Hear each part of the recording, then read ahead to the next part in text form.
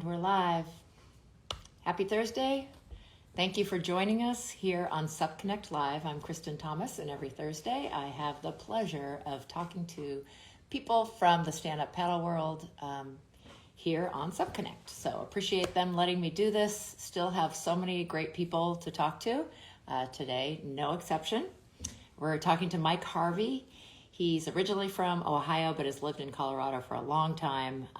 If you do know his name, or maybe his son Miles, they're both pretty famous in our stand-up paddle world, especially the Whitewater world, which is true of many people who come from the Colorado area. But not only is he a Whitewater originally kayaker, stand-up paddler, he is a company owner, co-owner of Bad Fish Paddleboards with Zach. We'll be talking about that. But his day job is creating whitewater venues, parks. I doubt you've ever heard about that or met someone who creates features in rivers throughout the United States. So lots to talk about. He happens to be, I'm super excited, at the GoPro Games. I believe he even was in an event this morning. So let's find him and see how it's going there. He also has a big event coming up that we're going to talk about in his hometown of. So I hope you're on Bad Fish and not on Mike Harvey, because I just invited Bad Fish. Yay! Hi. It's you. Yeah. Hi, Kristen. Great to see you. And you're in Vail, Colorado instead of Salida, yeah? I am. In fact, I'm sitting on the side of the river. Are you about to do your heat or something? Well, no, I was trying to do a practice run with my kids and some other people, and they were all slackers, and I had the timing all worked out. And then about 10 minutes ago, I realized, oh no, I'm gonna be late. No. So I just pulled over. I'm not even at back to Vail yet, but no big deal. They'll come get me later. Well, maybe, I don't know if your phone is waterproof, but at the end of this, maybe you can jump on the river and see if you can show us what it's like. That'd be pretty cool, actually. For sure. Yeah, it's actually really good flow today. The race is on Saturday, and so yeah, we're excited. We're just getting out and doing some practice runs. Okay, so I wasn't sure because I know there's some different kayak, and you of course have a kayak background, but you're going to do the stand-up paddle races on Saturday and Sunday? Well, yeah, I did a kayak race last night and then one this morning. And I still love kayaking. That's kind of my first passion with paddling. And then, yeah, I'm going to do the stand-up paddleboard downriver, which is a point-to-point race down Gore Creek, time trial style. And then on Sunday, there's they call it Sup Cross, which is a head-to-head race. And I'm retired from Sup Cross racing because it tends to be a little bit of demolition derby, and the potential for injury is much higher. So I just don't need it anymore. And also, my daughter is racing, and that way I can carry her board up every time. Oh, that's cool. So Miles, and remind me of your daughter's name. They're both. Yeah, my daughter's name is Chloe, and she just graduated high school, and she got really into this last year. She's been paddling for fun for a long time, but she came last year and did really well, so she wants to try again.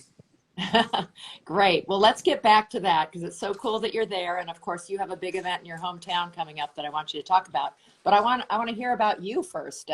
Originally from Ohio, you said right out of high school you moved to Colorado.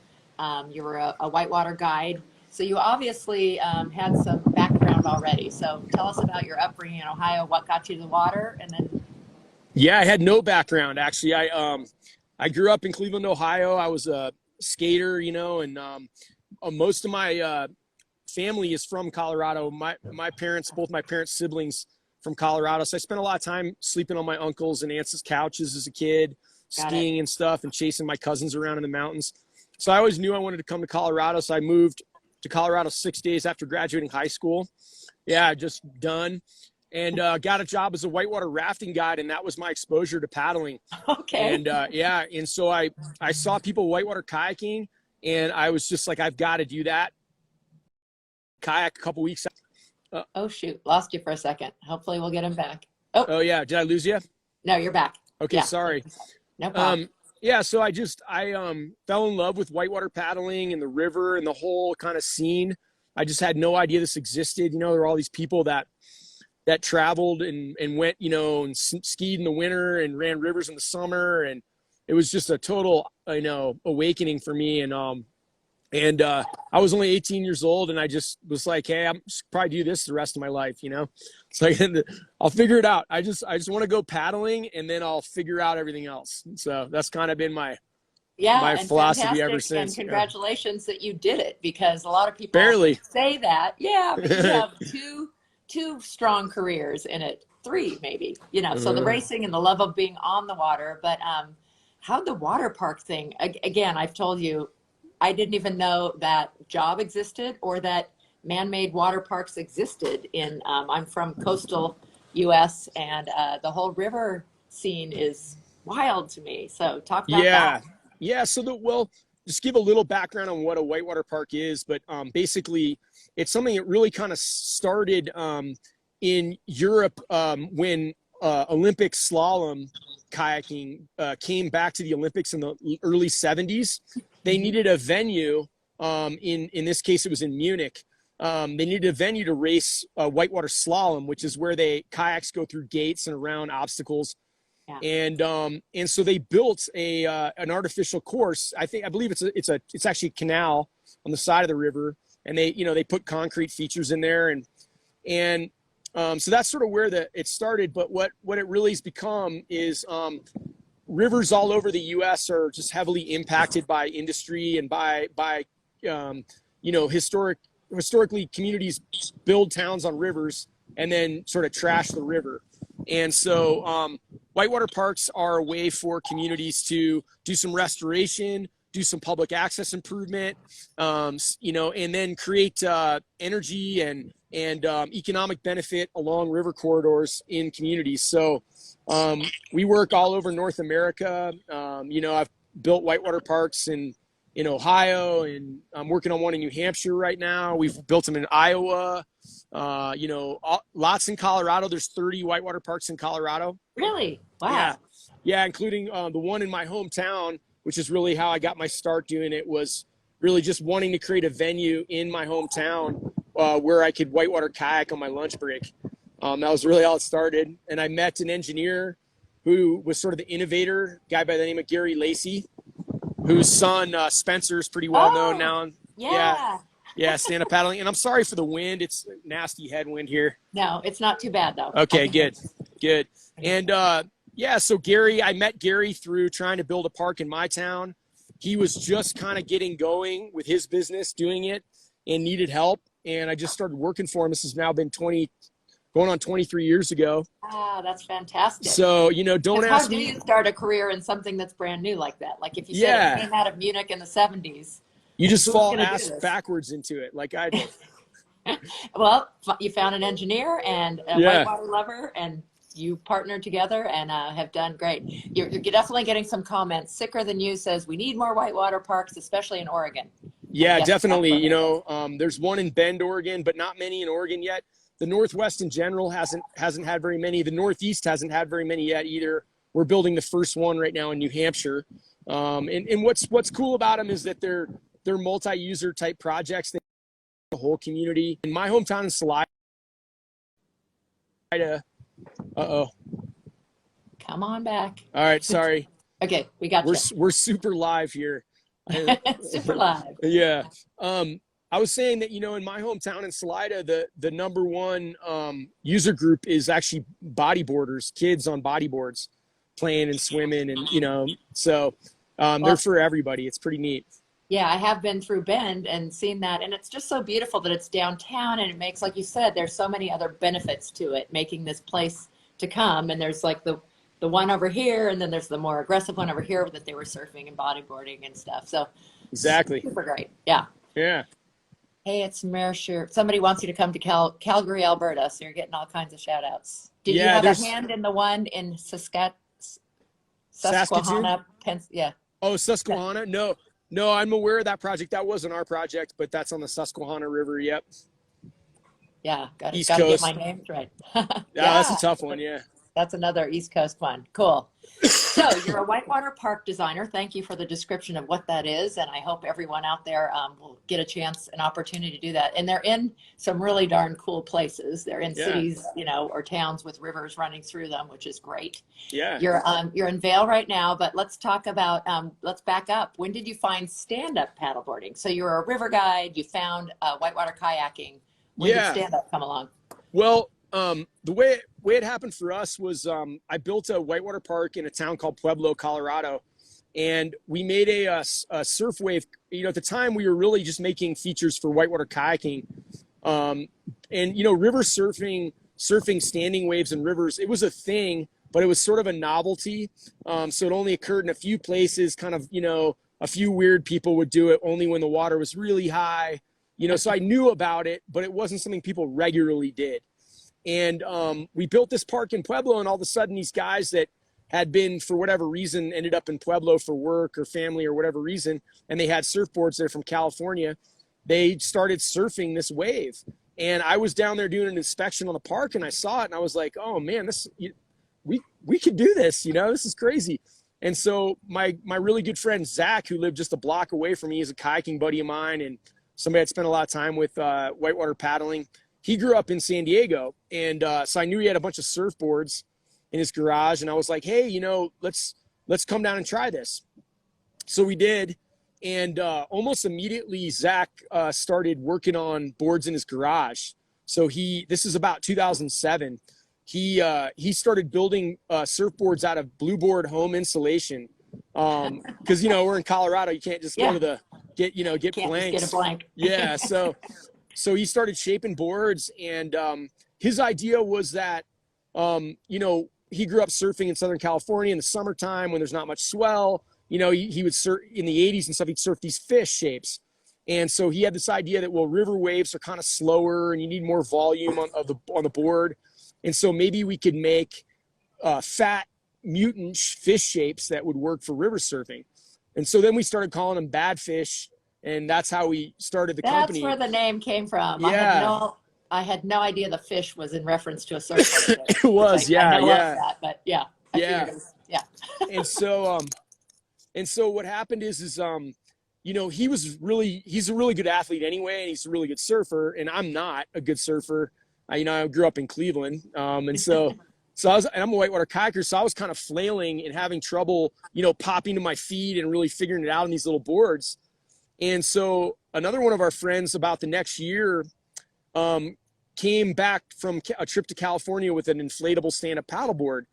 And immediately, I mean, the board was terrible and you couldn't barely stay on the river. But it clicked for me that I was like, well, if we take what Zach's doing and we just make a bigger version of it where I can stand on it, and then I can eliminate all the stuff with popping to my feet, it'd just be kayaking on my feet, you know? I'm like, I know what to do. I just have to figure out how to have enough balance. Yeah. So we made 2 boards that winter.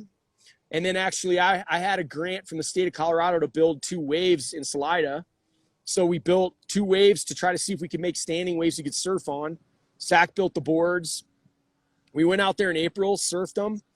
And we were like, well, I guess we have to start a company. Like, this is pretty fun, you know? Other people are going to want to do it. So we'll just start doing it. And, yeah, we gave a board to our friend Mike Tavares. He was the 3rd person ever to ride a badfish board. Love it. Yeah, and is then he there? Is he still competing in like GoPro games? Yeah, Mikey T will be here. He's a little in the weeds these days. He's got a young child and then a new baby coming in July.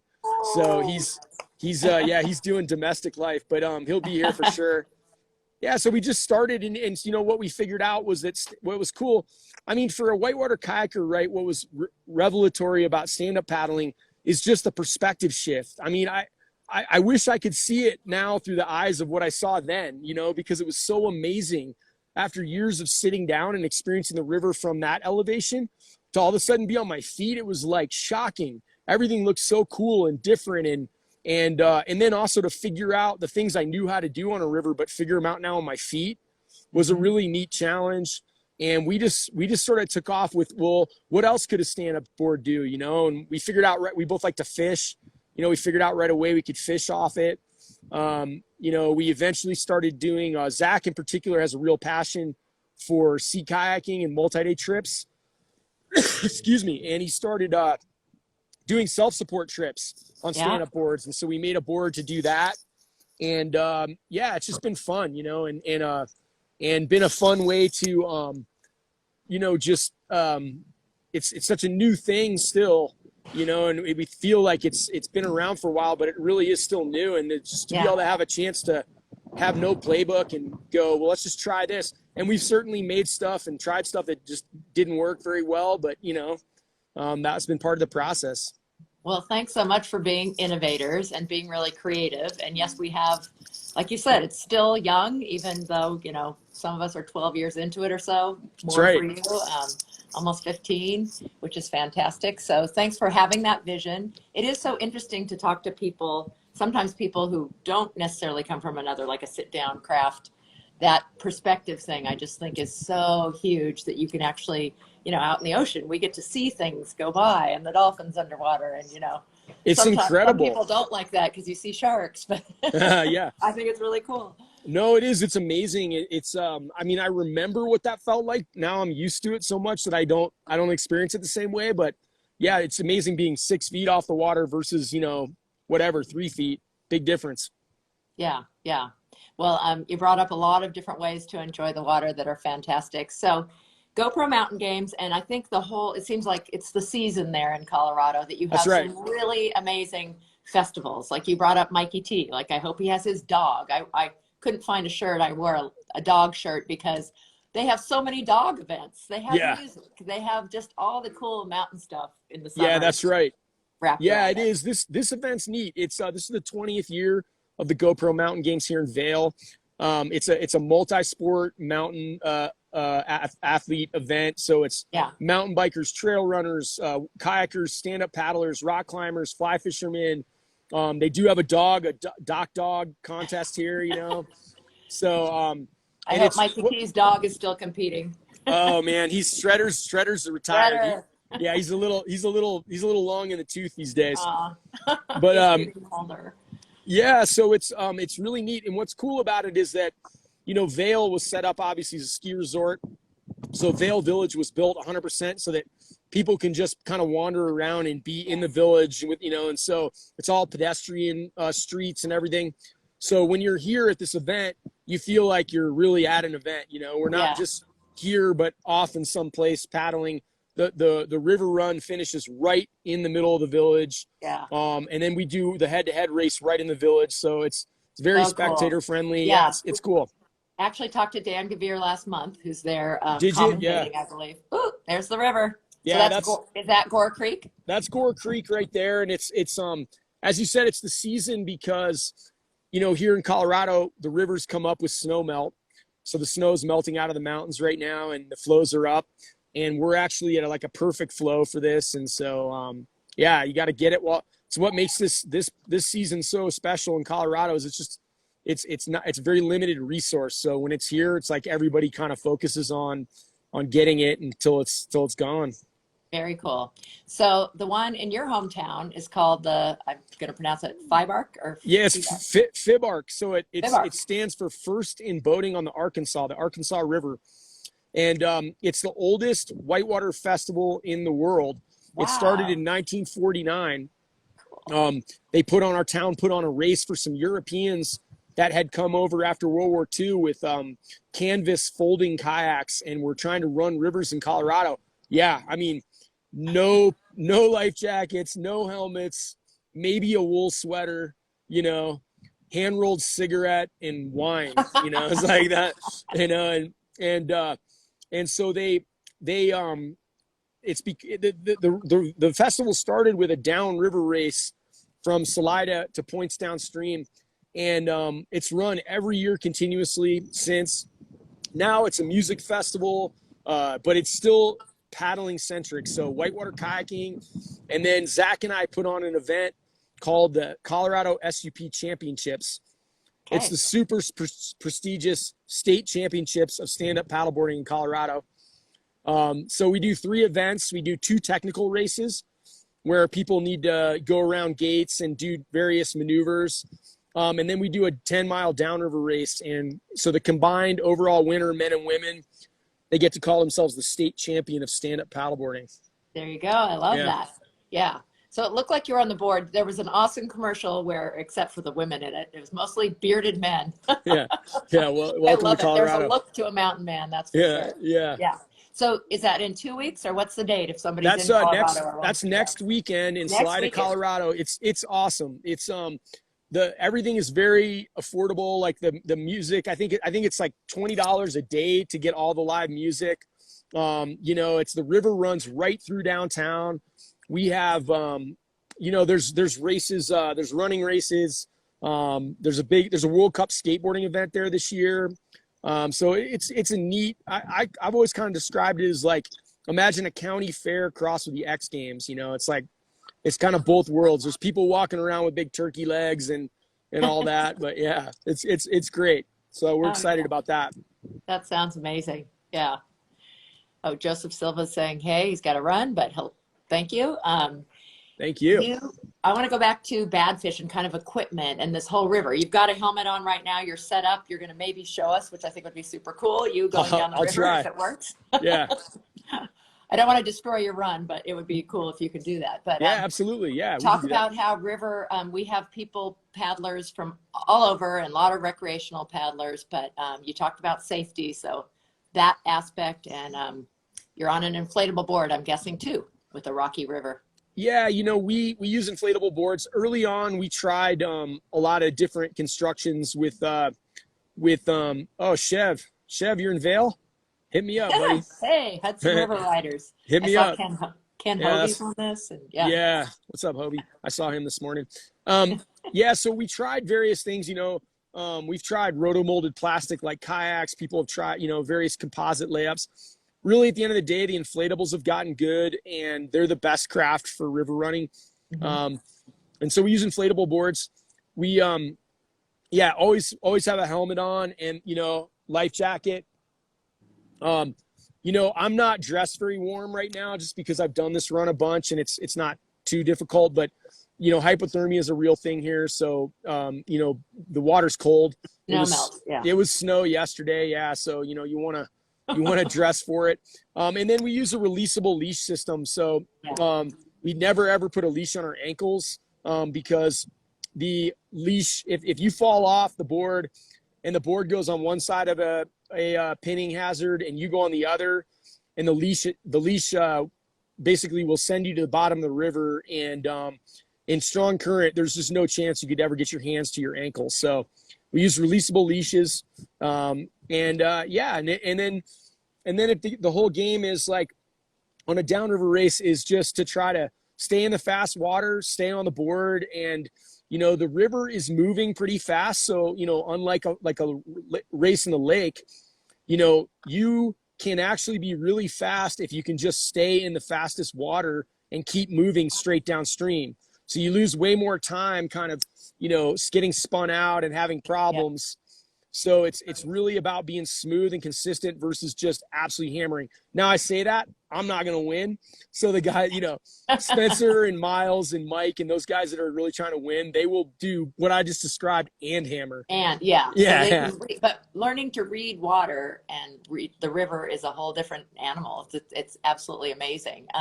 Talk about some river language and like what somebody who doesn't know Whitewater would need to know. Well, it's not that easy, I know, but we'll turn the camera around here. And so you can see, like, I pulled into this calm spot here, right? This is called an eddy. And you can see the current going by out there. So these eddies are really useful to slow down, or in our technical races, we use them to do turns, and this is a really pretty mellow section of river you can see here. There's no real whitewater here, but you can see how fast it's moving. So it's all this is a mountain stream. We're up high in the mountains. So it's pretty steep gradient. It's always moving downstream. So even when there's no real whitewater, it's flying. Around the corner, there's a little bit of whitewater under that bridge there. But so I forget what your original question was. No, it's just exactly that. Eddies and speed and how to read a river, like you said, is completely different than knowing how to read an ocean wave. It is. And then stand-up paddling, adds another layer of complexity, because things that you wouldn't even consider in a whitewater kayak that you just plow right over can be a problem when you're standing up, And so we've learned all kinds of techniques and things that we've developed to sort of deal with river challenges and different strokes and things that, probably you would never do in one of your workouts at Dana Point, but that work for us on the river. And obviously too, we can't run big, long fins. So a lot of the ruddering, a lot of the steering is coming from your paddle. So very often you're doing sort of a like forward stroke while you're drawing too. So you're trying to keep, always keep the nose on line, and you don't have long enough fins to do that without using your paddle. So. Yeah. It was just the first time I tried any kind of whitewater. It was amazing how different it was. And some of my natural tendencies that I used in surfing did not work. No. Like you needed to wait the other rail than I thought you should be waiting. And that you like went at 11 o'clock to go across, that, you That's right. a certain way and everything. So yeah, it's a completely different animal. And that's where, when we see, when certain people who are really ocean-based paddlers have come to this event and done well, it's so impressive because it is just so foreign. Every time Kai's come to this thing, I'm always so impressed at how quickly he adapts to something that's completely foreign to him. And I've even seen him do things that no one would ever do who had, grown up paddling rivers, but he just figured it out quickly. His brain could diagnose the problem, figure out a way to do it. Yeah. And so, we've had, especially in the early days, a lot of those guys would come out for this event. Anthony Vela, Candace, Appleby, Kai, they've all come here and raced. Slater Trout, Chuck Patterson, all those guys and ladies. Super fun. Super fun. So we've got your event coming up. Yeah. We wish you the best of luck in your racing this weekend, and your daughter and your son. That's great that the whole family is getting into it. I'm really just pack fill. I just come to so that the field looks bigger. I'm not here to be too competitive. I still really like racing. It's funny. I'm getting older, and I know I can still be sort of competitive sometimes, but it's a whole different thing. It's like I also have days where I just don't have it at all. Yeah. Yeah. Well, you're talking to way older than you, who also still loves racing, and still I still do it, and sometimes I'm competitive. I think that's a great thing about our sport. The water is to be, of course, we appreciate the water and we're careful about the water, but on the other hand, it's forgiving in so many ways that, That's right. Athletes in other sports can't do it when they're 60 and 70. No, that's totally true. And you just get smarter, right? So so much of it is just understanding how actually that, ways that thought I was going fast in the past were actually like sort of hurting me, so being more smooth and being a little smarter and a little more experienced, can help. But I'm still over the hill for sure. Oh, stop. But I'm sure you're feeling it sometimes. We all do. Yeah. So, Sup Whitewater, if somebody wanted to get into it, can you give us like top 3 tips for someone who wanted to go and hasn't been on a river before? Let's say they know how to stand up paddle, but Whitewater's new to them. Well, there's lots of places that are just mellow class 1 or 2 whitewater. So whitewater's rated on up to class 5. Class 6 means unrunnable whitewater. And class 1 or 2 whitewater, almost anybody who's, somewhat athletic and has done some paddling would be fine. But there are unique hazards. And so I would really recommend, either connecting with someone that's done it or going to an outfitter for your first experience. But, the big things are, excuse me, the big things are learning how to edge the board. So for example, I'm going to turn the camera around again. Sure. So when I come out of this eddy, you can see how the water that's in here is it's actually flowing back upstream. Yeah. In filling this void. And then this water is going straight downstream. And so there's a shear line there between the two currents. And the best way to describe it is, imagine you were on a moving sidewalk in an airport and you suddenly stepped from one moving sidewalk to the one going the opposite direction, right? You would feel very unstable. You'd probably fall over because you're going X miles an hour in one direction, you step onto it going the other way, and your body hasn't caught up yet. Yeah. So learning how to make this transition across this line, that's one of the key skills in whitewater paddling. And so there's things like that. And like you talked about, learning those ferry angles and the ways that, you can use the water and the river to work with you.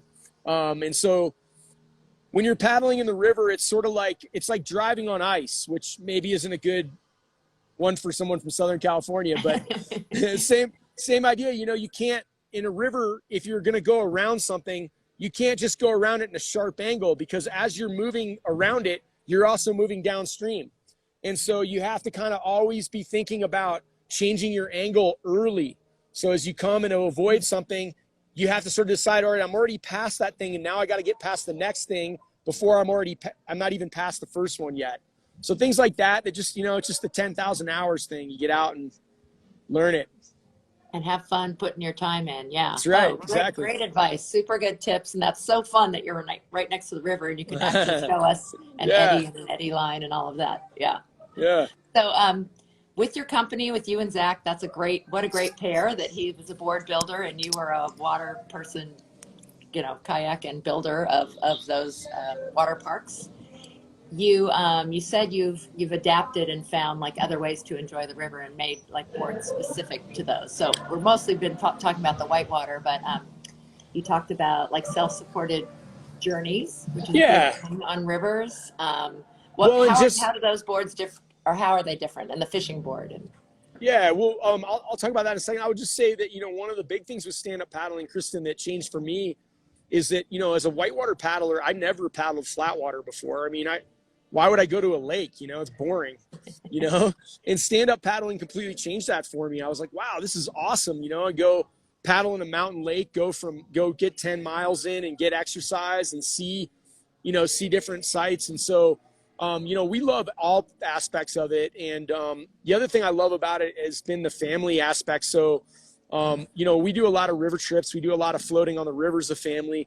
But I also love that, my wife, who isn't really that excited about being in a plastic kayak upside down in a whitewater river, she loves stand-up paddling.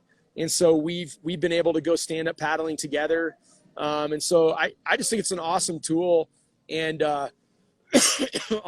self-support paddling. So when I say that, imagine like backpacking off of a paddleboard, right? So you're putting dry bags on there with your sleeping bag, your tent, your jet boil, food, all that stuff, and then taking off. And so Zach's done a lot more of it than I have.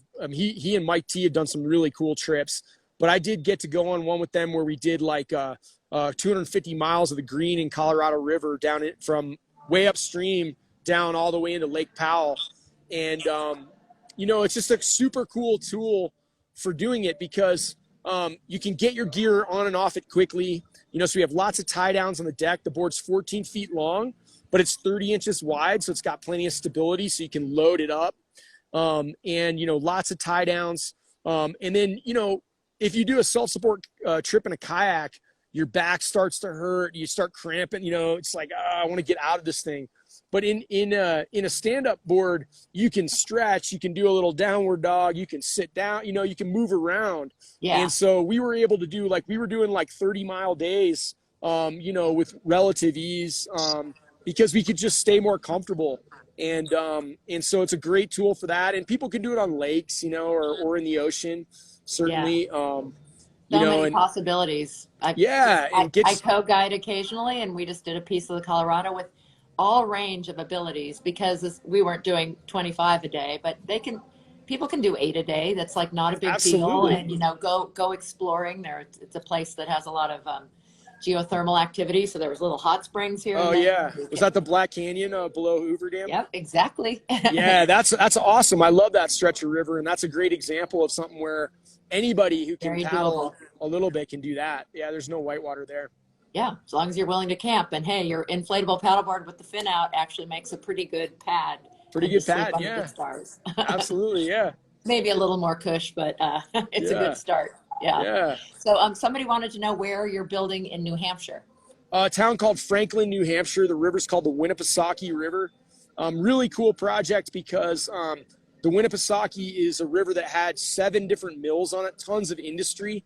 So when you think of, like, if you've heard the term the Rust Belt, you know, Franklin, New Hampshire is classic Rust Belt town. So a place that had tons of industry. And then, you know, from the turn of the century, well, really like after the 30s, it just started going downhill. And so you have a really heavily impacted river and this community that's sort of, you know, had a big economic drain from it over the years. So they're going, well, we have this beautiful river. We're close to the White Mountains. We've got all these cool natural resources. Yeah. So what can we do to sort of reimagine our community around outdoor recreation?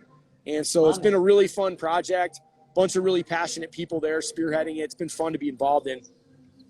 Very cool. Well, yeah, I hope you're able to keep doing that. Like you said, more even. And it's great that there's 30 in Colorado, but it's cool that you're getting to the East Coast, you know, and all different parts of the U.S. and maybe Canada. I don't know if you've worked in Canada, but I bet they have some too. Yeah, little bit. Yeah, all over, you know, and it's a really become a popular concept. And there's so many, in particular, there's lots of crappy dams all over rivers in the U.S., you know. There's a huge part of our history where we built lots and lots of dumb dams for no good reason, you know, that really screw up rivers, and they make a great venue to build a whitewater park. So you can leave the dam and adapt it or take the dam out. And so a lot of our projects are built around restoring sites of old Mohead dams. Oh, that's really cool. That's awesome. And I'm eating cough drops potential because there is. Yeah, sorry. We interrupted your run, I know. Yeah. I'm like, I don't have any water, so I don't want to hack all over you guys. Oh, shoot. Sorry. It's all right. I wish I could give you some. Well, there's a river right here. I just don't want to get giardia. Well, you've had about like 4 different invitations from people and stores and stuff to come teach. Let's see, Buffalo National River. Sup Outfitter Eureka wants you to come and teach. Oh yeah, that Arkansas, man. Arkansas is beautiful. I absolutely love Arkansas. We went and looked at a project in a place called Malvern, Arkansas one time, and there are just some beautiful, beautiful rivers there. And we built a whitewater park actually in Siloam Springs, Arkansas, that has a fun little standing wave that's great for stand-up paddling. And yeah, so I'm all about it. I'll come see you guys. And he says, or she, yes, absolutely, yeah.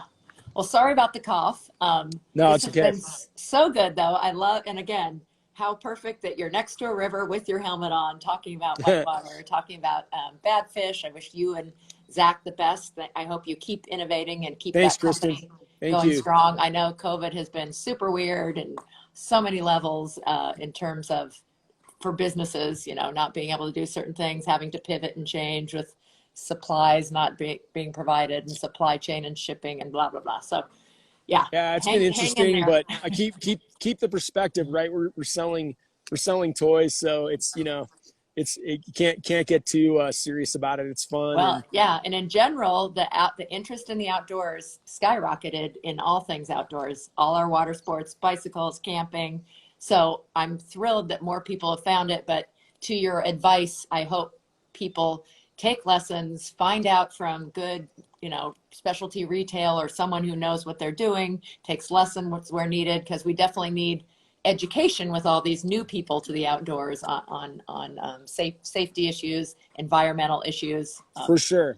At least. For sure. But it's a good thing, you know, more people to care about these places and more, you know, I think that's a positive thing. Yeah. So you mentioned a favorite thing. I don't know if it's your favorite about SUP, but, you know, perspective. But has your perspective, has how you see stand-up paddling changed a lot since 2007 or whenever you first saw it? Yeah, I mean, I think so. I think, you know, just partly, you know, I mean, I really just I love to paddle and I like to do different types of paddling. And so, you know, I've kind of figured out for me personally where stand-up paddling fits in my personal paddling and where I really enjoy it and where I don't enjoy it, because like I don't actually try to run really hard whitewater on a stand-up board anymore. I did that early on, and now I really prefer doing, you know, taking a longer board and doing easier stuff like up class 2 type of whitewater, getting exercise, trying to go fast. I also really like doing sort of technical paddling in our whitewater parks. So just, you know, cruising around, catching the gates, going upstream, It's just awesome exercise. But when I want to go run some harder whitewater, I generally go in my kayak, because I just don't need to swim that much and get beat up, you know? Yeah. There's plenty of people doing hard whitewater, and it's, you know, it is something that, but I think the real sweet spot for river paddling on a stand-up board is class 1 and 2, because anyone can enjoy it, you know, and it's an awesome way to get out on a river. It's a much shorter learning curve than learning to kayak, you know, and so, but, you know, my favorite thing in the world really is going to the ocean and getting to experience that whole side of it, you know. So my son, who's 20 now, he lived in Maui this winter, and he was surfing a lot, and I got to go out and visit, and you know, so getting out on the west side of Maui and getting up early and cruising. I actually paddled 12.6 a bunch there this year, and was catching waves. Actually, that photograph that you guys used for this, that was, you know, in Maui. You know, catching small waves, getting exercise, going from point A to point B. And then, of course, downwinding. Like, I think for river runners, downwinding on the ocean is the closest thing to running rivers in the ocean. It's incredible. It feels just like running a river in some ways, you know, and reading the water in front of you and trying to figure out what the swells are doing, or maybe it's breaking on a reef and you got to get around it. Yeah. So, I mean, I just love that type of paddling, and I can't wait to have a point in my life where I get to do more of it. You know, I want to come do the workouts with you guys at Baby Beach there, and and then hit Sano for some fun, small. Totally. Good, you know, surf. I'm not a very good surfer, and so for me, stand-up paddleboarding is a great tool for surfing because I can have a great time. I can get tons of waves. I'm kind of always in shape for paddling, where if I try to lay down on a longboard, I'm just blown after like 2 or 3 days. So if I go to Maui for 10 days, I can stand up, paddle surf, have a great time, get waves, and I just stay out of people's way. You know, I know enough to know that where to go and where not to go, and how to have a good time without being a problem for other people. And it is about the good time, because the best surfer is the one having the most fun. That's all I know how to do. So I'm like, Yay. Yeah. Well, definitely keep having fun. Don't know if I can talk you into going to a man-made whitewater park, but actually most of it will be, we're going to Oklahoma for a big stand-up paddle race. Oh, are you? Oh, involved cool. with planning. Yeah, that's a very cool facility. But they have an amazing, I didn't know that existed, a whitewater man-made where it's like Disneyland, taking the ramp up in your craft and going down. Yeah, it's a pumped recirculating course. So that's an Olympic style whitewater course where they use big sewer treatment plant pumps, and the water, starts in a pond about 25 feet higher than the bottom pond, flows down these channels with gravity, and then goes in these pumps and back up to the top. And actually, I wrote the report that sort of was the impetus for that course. So cool. we went to Oklahoma City, and they wanted to figure out how they could do a whitewater venue. And we sort of said, you might want to try this. And then we handed it off to a friend of ours that does those types of courses. That is actually extremely gnarly whitewater stand-up paddling. Yeah, I didn't do it stand-up. I was there for a trade show one time, and I just did it in a raft. Doing it in a raft was quite enough, but it was fun. Yeah, it's like an agitated bathtub. So it's just like there's no piece of water on that course that isn't moving in some weird direction. And well, there's 3 major events going on that weekend, and one of them is Red Bull Rapids. And so they're looking for teams, and I hope that we can get a stand-up paddle team or 2 together with people like you on maybe a giant inflatable, but they want you to be in costume and build it up. I think the stand-up people would do great on that. Like, there you go. But you don't have to stay standing. You know, you can be on your knees. There you go. Whatever. Yeah. Yeah. You rally people there at GoPro Games and at your Salida event next week. Okay, I will. Yeah. I saw Mike Tavares, Spencer, and Miles all ran that course successfully, but those are the only 3 people I've ever seen do it. Yeah. I took one of the worst swims of my entire life in there and retired. It's funny because I used to think, man, most of probably what you've built is better in some ways because you know where the features are, where the rocks are, and you can make a plan because Mother Nature puts rocks in all kinds of places. But that one has these just like bumpers and stuff all over the place. Hard plastic. hard plastic objects, concrete, 90-degree corner, Yeah, it's 90, a not a lot of friendly, 90-degree stuff. But it's not a friendly place to swim. not worn down by time. Yeah. Yeah. Well, it has been fantastic talking with you. Thanks, And if you Kristen. don't You too. mind, keep talking and leaving the phone on. Maybe you could talk us through getting on the river. Sounds Yeah. like we're going to put in right there at your eddy. Yeah, and absolutely. Head down if it's a good time. Yeah, for sure. I'm going to put in. It's going to take me just a second, but there's I don't have any like way to mount my phone, so I'll kind of hold it up for a minute, and then I may have to paddle a little bit. But I'll at least get going. No problem if it doesn't work out, but I'm just going to leave this on. And just, do the comments, and then people, if they want to stay on, this could be really exciting. It should be very bumpy. Yeah, and please, anybody that wants any information about anything we talked about, feel free to email me, mike@badfishsup.com, or Cool. you can hit me up on Instagram or something. It's underscore Mike Harvey, right? Is your underscore Mike Harvey. Yeah. Somebody wanted to know if you were with Miles, your son, at Siloam Springs. Siloam Springs in Arkansas. Miles, I don't think Miles has ever been there. No, he hasn't. I was there for work. You guys do look alike, so maybe it was actually Mike. Yeah, could have been. Yeah, but yeah. Well, awesome, Kristen. So good to see you, and I hope I get to see you in person sometime soon. Yeah, great to see you too, and thanks for all you do. Keep doing all the stuff you're doing in the stand-up paddle world. This does get recorded, everybody, so tell your friends. They can find it right away on IGTV, Sup Connect, and then they put it on their YouTube, and I'm going to put it on mine, KT Outside. You're welcome to do something with it if you want to. Awesome. But thanks. Just fantastic to talk with you. Loved it. Yeah, likewise. Say hi to the crew back there in Southern California. I sure will. All right, take care. I'm going to flip the camera around here. And if it works, love to see the river. So everybody, this is Gore Creek, and the site of the GoPro Mountain Games. They're already happening this weekend, Saturday and Sunday. There are events. Mike is just getting ready to get back on the river. We actually interrupted his practice run. He's setting up for his race on Saturday. The race on Sunday, he said he has chosen not to do anymore, but I'm guessing his son and Mike Tavares and Spencer Lacey, whoever else are there, will be battling it out. It's a little more sup cross. They have to go upriver and go around things and up and down and use the eddies. I believe it's right under the bridge downtown too. So right in Vale Village. And let's see. So maybe what I'm going to do is actually I'm just going to go. I don't know. Can you see? I can't tell how good a view you guys have, but I'm just going to actually leave my phone here and just go paddle around a little bit, because I don't think I'll have a ton of success holding it while I go down. But I'll get in and just mess around for a minute, and then but thank you guys again, and cheers.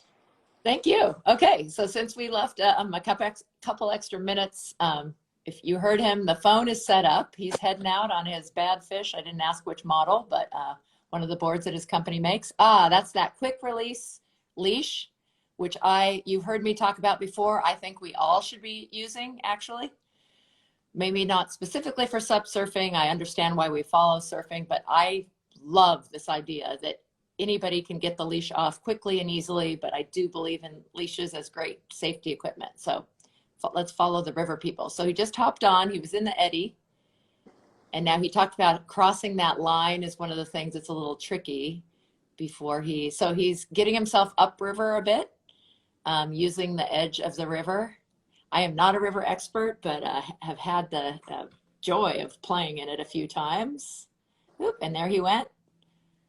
Did a nice pivot turn, using the river going down, and he's coming right back in at the camera. Woo! There he is. That was an excellent display. I'll try to hold it for a second as I go downstream here, but there is kind of some funky little whitewater. Yeah, no, I don't want you to lose. Don't do anything unsafe. We need that front pack holder thing. But yeah, you're on your phone. It's not a GoPro you can stick on your helmet. So here he goes down Gore Creek. He's heading towards Vale, the town of Vale. But I'm sure Now we hear that wind. This is the this is actually called the Betty Ford drop right here. Oh, really? Cool. Okay, I'm gonna put my Betty phone in my Ford. mouth. Oh my gosh. Really, don't be unsafe. Oh, we got Whitewater right there. Yikes. Okay, Woo! I Well, made you it. can hear it. I You. made it. Well done. All right, that might have to be the end of my Yeah. demo. But yeah, there's just a little, just a little bit of Whitewater here. But this is kind of the character of this run. It's pretty mellow. Cool. Is that considered a class 1 or class 2 right there, the I'd Betty say Ford this drop? is kind of class 2, so it's moving fast. There's Mm-hmm. there's sections a little splashier than this. There's rocks to miss and things, but really I would encourage anybody that's interested to come out and do this race. It's you really don't have to be an expert to do it. And same with our race in Salida at Fibark, and just hit me up and we'll go paddling with you, and love to have you guys come out. Love it. Love it. Phew. I do want to come out sometime. So Do it, Kristen. I'm June counting in on it. Colorado. Yeah. Place to be. Well, thank you again. Awesome. Take care. See you guys. Have a great run. Thanks. Bye-bye. Great talking with you. You Take too, care. Kristen. Bye-bye. Bye. Thanks everyone for listening. Join us every Thursday, 1 o'clock. Next week, talking to Brent Allen. I mentioned Oklahoma. He is, I actually know him from Surf Tech when he was in Santa Cruz is where I first met him, but he works with the water park in Oklahoma that will be talking with him and his story. Take care and see you next week. Bye.